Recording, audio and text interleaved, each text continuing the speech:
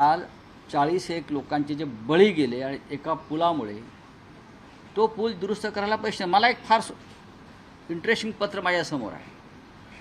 11 जुलै 2024 सार्वजनिक बांधकाम खात्याचे मंत्री त्यांनी हे जे काम आहे कुंडमळा रस्ता बरं का 31 आणि इंद्रायणी नदीवर जोड रस्त्यासह मोठ्या पुलाचे बांधकाम करणे, तालुका मावळ, जिल्हा पुणे, अशा कामाला मंजुरी दिली रवींद्र चव्हाण यांनी. आणि हे त्यांनी कोणाला कळवलेलं आहे? रवींद्र भेगडे, अध्यक्ष भाजप मावळ तालुका. त्यांच्या सहीचं पत्र आहे.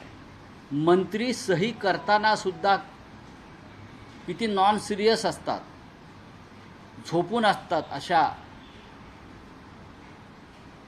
8 कोटीचं काम आहे असं मी ऐकलं, पण पत्रावर सही आहे 80,000.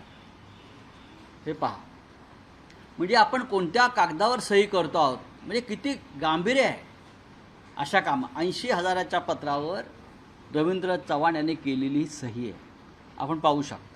म्हणून मी अनेकांना आकडा दाखवला. माझं तर काय चष्म्याचा नंबर बदललेला नाही ना. एक मंत्री सही करतो आहे इंद्रायणी नदीच्या पुलावर बांधकाम करण्यासाठी, तो कुंडमळ्याचा रस्ता करण्यासाठी आणि तो पूल बांधण्यासाठी किमान 10 ते 15 कोटीची गरज असते. पण पीएनी पत्र टाईप केलं, कोणाला तरी खुश करायचं आहे, पत्र द्यायचं आहे, चला तुमचं काम मंजूर केलं.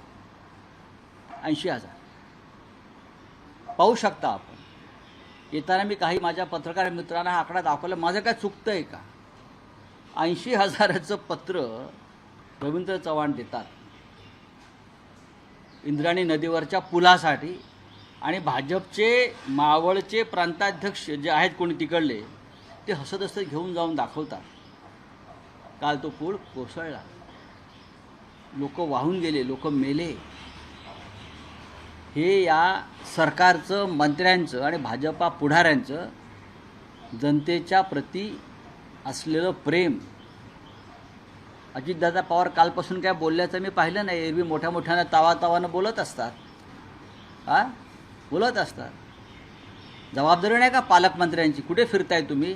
पुणे शहराच्या बाहेर काय करतायत तुमचे आमदार? सुनील शेळके त्या भागाचे आमदार आहेत. अजितदादांना शरद पवारांपासून तोडून देणारे जे काय आमदार होते त्याच्यात ते वरचे आमदार आहेत. पवारसाहेबांच्या तिकीटावर निवडून आले ते आणि अजित पवारांबरोबर गेले, तेच ते आमदार मला वाटतं.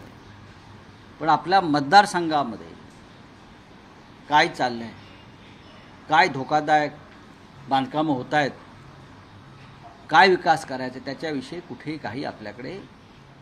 आमचे राज्याचे मुख्यमंत्री आदेश दिले आहेत चौकशीचे.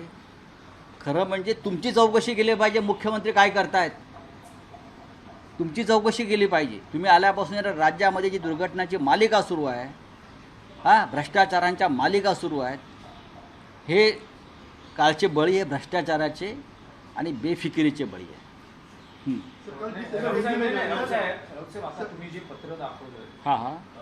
ते जे अत्यंत गंभीर घटना आहे की साधारण कोट्यवधी रुपये अशा पुलाच्या निर्मितीसाठी पण पत्र देतात ना, मंजूर केलंय, मंजूर केले, तर ते जे झालेले मंजूर झालेले पैसे तरी वापरले गेले नाही. ते कोणाच्या खिशात गेले? पैसे वापरले गेलेले नाहीत, मंजूर झालेले आहेत. मूळ आकडा 8 ते 10 कोटीचा असावा.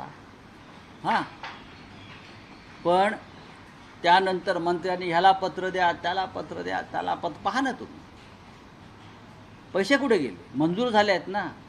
कालच्या पूल दुर्घटनेला आणि कालच्या बळींना अजितदादा पवार जेवढे जबाबदार आहेत, तेवढे त्यावेळचे मुख्यमंत्री जे कोणी असतील ते सार्वजनिक बांधकाम मंत्री यांच्यावरती सदोष मनुष्यवधाचा गुन्हा दाखल व्हायला हवा. अजित पवार जबाबदार असून त्यावेळेचे बांधकाम मंत्री आणि तत्कालीन मुख्यमंत्र्यांवर सदोष मनुष्यवधाचा गुन्हा दाखल करावा, अशी मागणी खासदार संजय राऊत यांनी केलेली आहे.